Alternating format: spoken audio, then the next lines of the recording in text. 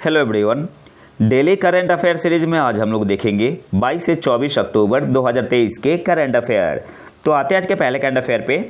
किस संस्था ने सस्ते पानी की उच्च लागत high cost of cheap water report जारी की? आपके पास ऑप्शन है। ऑप्शन ए नीति आयोग, ऑप्शन बी है WMO, ऑप्शन सी है WWF, ऑप्शन डी है यूनिसेफ। सही आंसर यहाँ पे क्या होगा? ऑप्शन सी आपका यहाँ पे सही आंसर हो जाएगा WWF। और WWF का मतलब क्या हुआ? World wide fund for nature.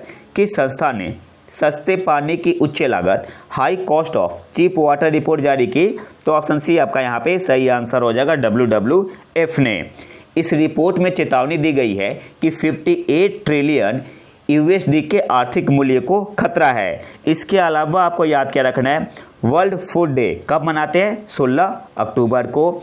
और इसकी थीम क्या है? 2023 की थीम क्या है? ये मैंने अपने टेलीग्राम क्विज में करवाया हुआ है, तो इसका आंसर आपको कमेंट बॉक्स में देना है। अगले क्वेश्चन पे आते हैं।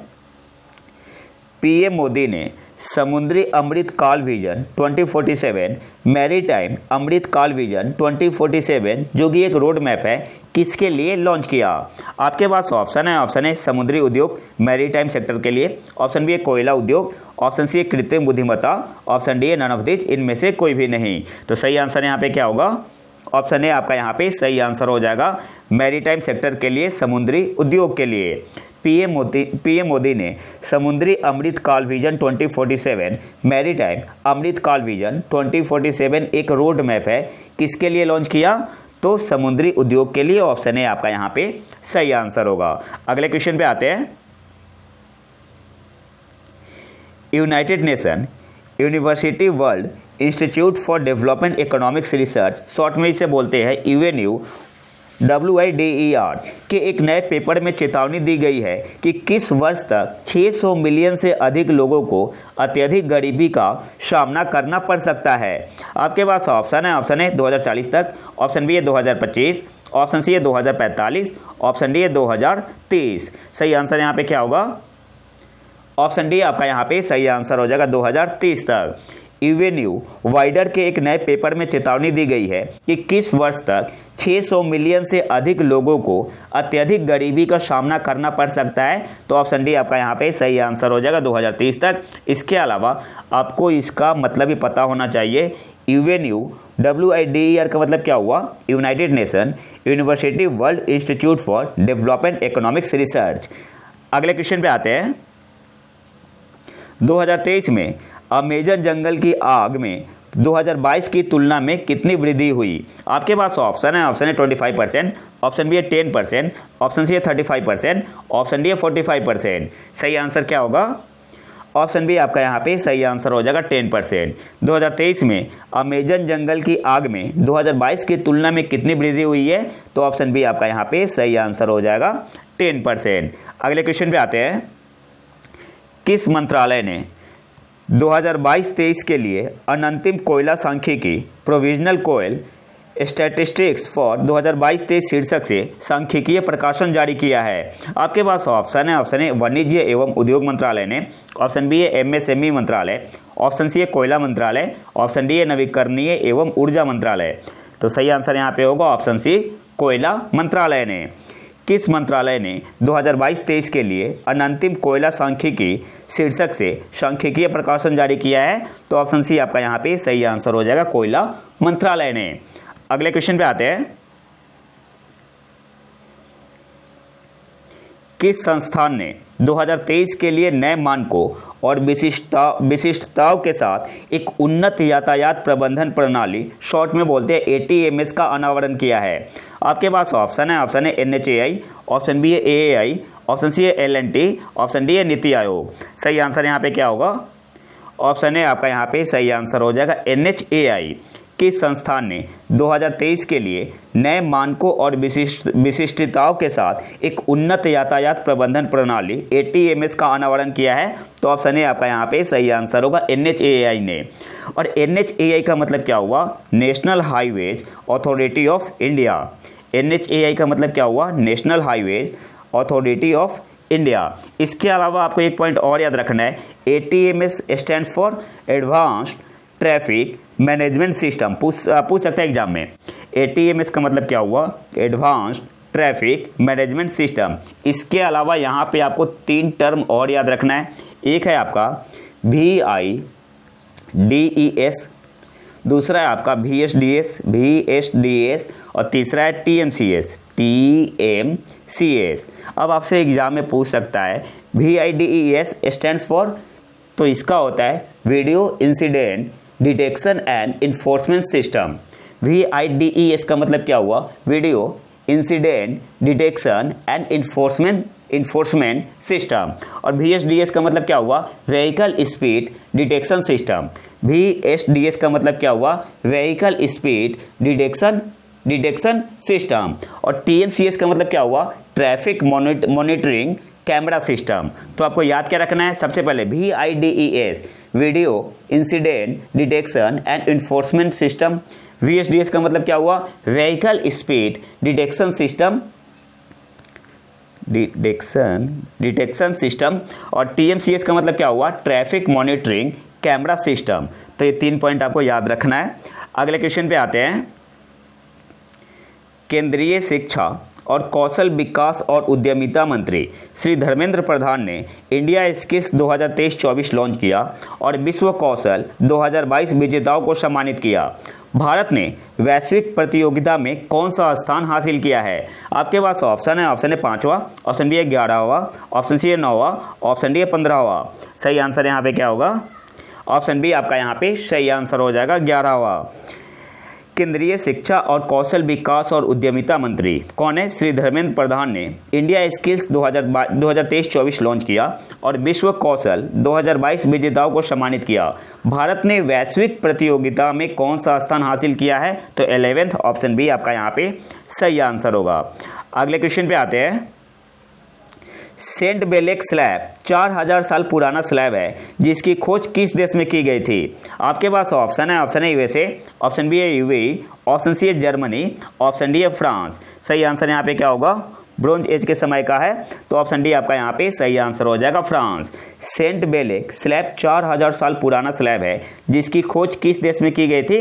तो ऑप्शन डी आपका यहाँ पे सही आंसर हो जाएगा, फ्रांस। अगले क्वेश्चन पे आते हैं।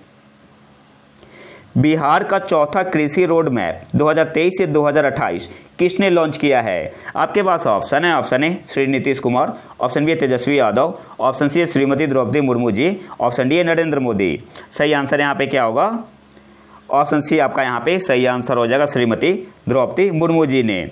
बिहार का चौथा कृषि रोड मैप 2023 से 2028 किसने लॉन्च किया है? तो ऑप्शन सी आपका यहाँ पे सही आंसर हो जाएगा, श्रीमती द्रौपदी मुर्मू। इसके अलावा एक और पॉइंट याद रखना है।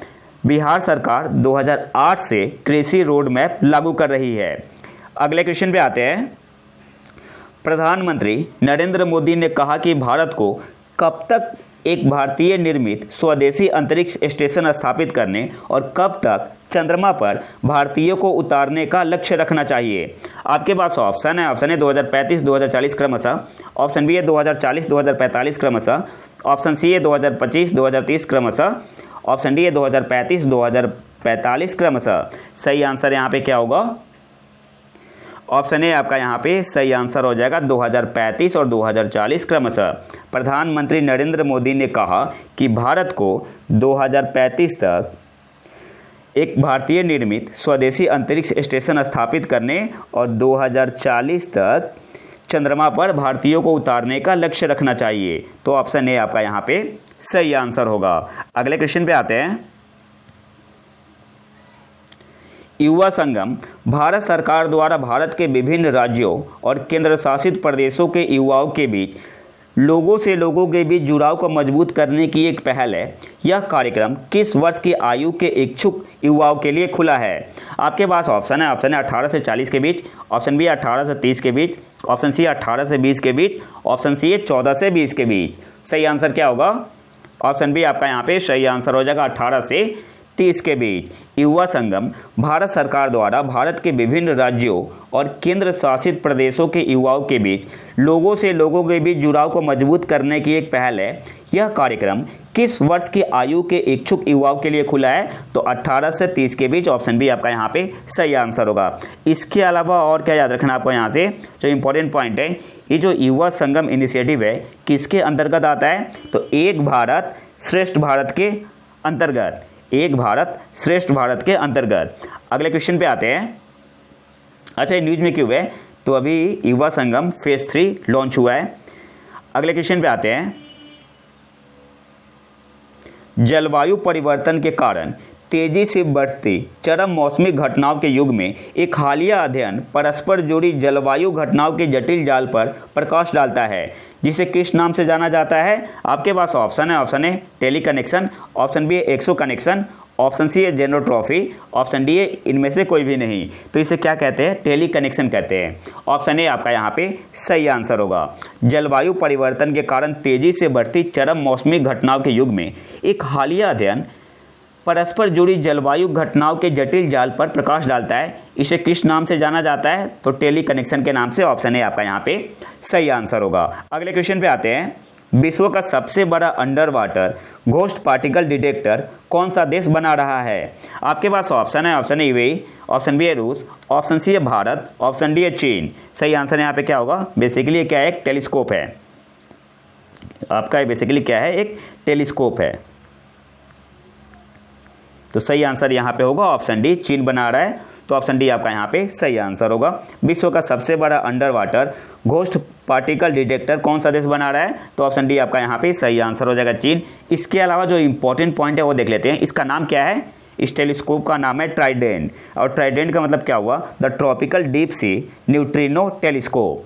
ट्राइडेंट का मतलब क्या हुआ? The tropical deep sea neutrino telescope. और ये क्या करेगा?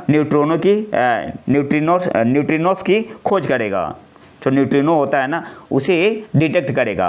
और ये कहाँ पे इन्होंने एक कहाँ बना रहा है? तो in the western Pacific ocean. कहाँ बना रहा है? In the western Pacific ocean. और ये कब तक कंप्लीट हो जाएगा? 2030 तक। तो ये सारे इंपॉर्टेंट पॉइंट है, आपको याद रखने हैं। अगले क्वेश्चन पे आते हैं। और इसका एम क्या है? जो ट्राइडेंट टेलीस्कोप है, the tropical deep sea neutrino telescope, इसका एम है to capture neutrino as they become detectable in the deep ocean depth. तो ये भी पॉइंट आपको याद रखना है, इसका एम पूछ सकता है एग्जाम में। अगले क्वेश्चन पे आते हैं। खगोलविदों ने एक्सोप्लैनेट के उच्च ऊंचाई हाई एल्टीट्यूड वाले बादलों में क्वार्ट्ज नैनो क्रिस्टल के साक्ष्य का पता लगाया। आपसे पूछ रहा है कि उस एक्सोप्लैनेट का नाम क्या है? तो यहाँ पे मैं ऑप्शन नहीं पढ़ रहा, सीधा आंसर बता रहा हूँ। ऑप्शन ए आपका यहाँ पे सही आंसर हो जाएगा, WASP 17b। खगोलविदों ने एक्सोप्लैनेट के हाई एल्टीट्यूड वाले बादलों में क्वार्ट्ज नैनो क्रिस्टल के साक्ष्य का पता लगाया है। उस एक्सोप्लैनेट का नाम क्या है? तो WASP 17b।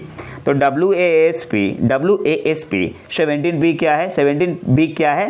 एक एक्सोप्लैनेट है। इसके अलावा और क्या पॉइंट आपको याद रखना है? ये जो इन्होंने डिस्कवर किया है, पता लगाया है, किस टेलीस्कोप की मदद से? तो आंसर क्या होगा? जेम्स वेब स्पेस टेलीस्कोप की मदद से। दूसरा जो पॉइंट याद रखना है, WASP 17b क्या है? हॉट जुपिटर एक्सोप्लैनेट है।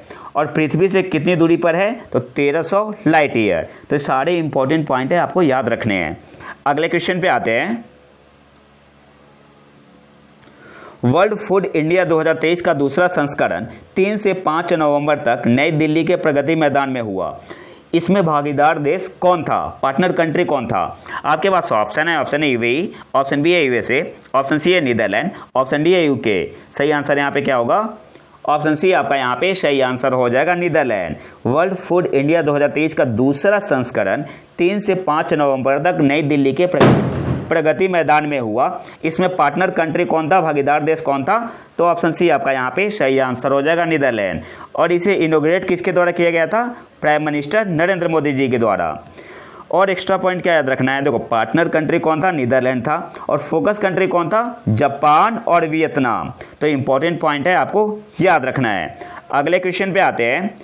आयुर्वेद दिवस 2023 का विषय क्या है? आपके पास ऑप्शन है। ऑप्शन है Ayurveda for one health, option B है Ayurveda and India, option C है India stand with Ayurveda, option D है नन ऑफ दीज। अभी कुछ आवाज़ आई होगी, किसी ने बास में बम छोड़ा है, तो ठीक है, इसे आप देख लेना। तो सही आंसर यहाँ पे क्या होगा? ऑप्शन ए आपका यहाँ पे सही आंसर हो जाएगा, Ayurveda for one health. Ayurveda दिवस 2023 का विषय क्या है? तो ऑप्शन ए आपका यहाँ पे सही आंसर हो जाएगा, Ayurveda for one health. Option A आपका यहाँ पे सही आंसर होगा। इसके अलावा आपको याद क्या रखना है, इसे कब मनाते हैं, on the occasion of Dhanvantari Jayanti या धनतेरस।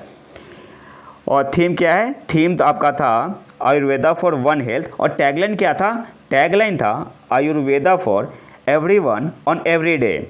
तो थीम है आयुर्वेदा फॉर वन हेल्थ और टैगलाइन क्या था, Ayurveda for everyone on every day. और ये स्टार्ट कब किया गया था, 2016 में। अगले क्वेश्चन पे आते हैं। खबरों में देखा गया अनुभव पोर्टल किस केंद्रीय मंत्रालय से संबंधित है। सही आंसर क्या होगा, आपके पास ऑप्शन है रक्षा मंत्रालय, ऑप्शन बी है कार्मिक लोक शिकायत और पेंशन मंत्रालय, ऑप्शन सी है स्वास्थ्य मंत्रालय, ऑप्शन डी है नन ऑफ दिस, इनमें से कोई भी नहीं। सही आंसर क्या होगा, ऑप्शन बी आपका यहाँ पे सही आंसर हो जाएगा, कार्मिक लोक शिकायत और पेंशन मंत्रालय।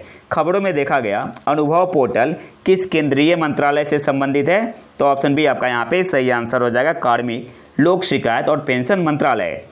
अगले क्वेश्चन पे आते हैं।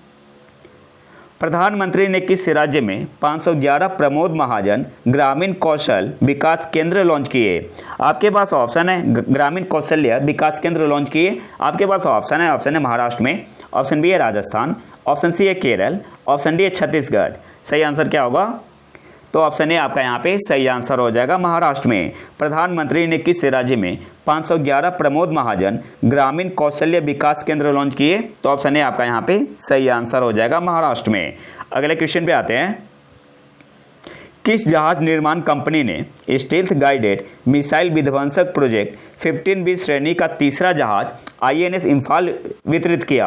आपके पास ऑप्शन है GRAC, ऑप्शन बी है HAL, ऑप्शन सी है Mazagon dock ship builders, option D है नन ऑफ दिस, इनमें से कोई भी नहीं। सही आंसर क्या होगा, ऑप्शन सी आपका यहाँ पे सही आंसर हो जाएगा, मजगांव डॉक शिप बिल्डर्स। किस जहाज निर्माण कंपनी ने स्टील्थ गाइडेड मिसाइल विध्वंसक प्रोजेक्ट 15B श्रेणी का तीसरा जहाज INS इम्फाल वितरित किया, तो ऑप्शन सी आपका यहाँ पे सही आंसर हो जाएगा, मजगांव डॉक शिप बिल्डर्स ने। अब एक टेलीग्राम का क्विज लगा लेते हैं। INS सूरत और INS उदयगिरी क्या है, तो सही आंसर क्या होगा, INS सूरत जो है यह मिसाइल डिस्ट्रॉयर है, विध्वंसक है of P-15B class. P-15B class का क्या है, मिसाइल डिस्ट्रॉयर है, कौन, INS सूरत। और INS उदयगिरी क्या है, यह स्टील्थ फ्रिगेट है ऑफ P-17A क्लास। ठीक है, इसके अलावा जो सबसे इंपॉर्टेंट पॉइंट आपको याद क्या रखना है, 3 प्रोजेक्ट है। एक है प्रोजेक्ट 15B, किसके लिए है, this is for missile destroyer. Project 17A किसके लिए है, फॉर स्टील्थ फ्रिगेट के लिए है। और प्रोजेक्ट 75I, शॉर्ट में इसे बोलते हैं P-75I, ये किसके लिए है, सबमरीन के लिए है। प्रोजेक्ट 15B किसके लिए है, फॉर मिसाइल डिस्ट्रॉयर के लिए है। प्रोजेक्ट 17A किसके लिए है, फॉर स्टील्थ फ्रिगेट के लिए है। प्रोजेक्ट 75I, शॉर्ट में इसे बोलते हैं P-75I, किसके लिए है, फॉर सबमरीन। और आज के आखिरी करंट अफेयर पे आते हैं। झारखंड के पूर्व मुख्यमंत्री रघुवर दास और भाजपा नेता इंद्रसेना रेड्डी नल्लू को किस राज्य का राज्यपाल नियुक्त किया गया है। आपके पास ऑप्शन है क्रमशः बिहार और मध्य प्रदेश, ऑप्शन बी है क्रमशः ओडिशा और त्रिपुरा, ऑप्शन सी है क्रमशः त्रिपुरा और उड़ीसा, ऑप्शन डी है इनमें से कोई भी नहीं। सही आंसर यहाँ पे क्या होगा, तो रघुवर दास को बनाया गया उड़ीसा का और इंद्रसेना रेड्डी नल्लू को बनाया गया त्रिपुरा का। तो सही आंसर क्या होगा, ऑप्शन बी आपका यहाँ पे सही आंसर होगा। तो ये तो था हमारा आज का लेक्चर। अगर आपको इसका PDF चाहिए तो आप हमारे टेलीग्राम चैनल प्रतीक IQ को ज्वाइन कर सकते हैं। और अगर वीडियो पसंद है तो लाइक करें और चैनल को सब्सक्राइब जरूर कर लें। मिलते हैं नए वीडियो में नए टॉपिक के साथ, तब तक के लिए नमस्कार, जय हिंद।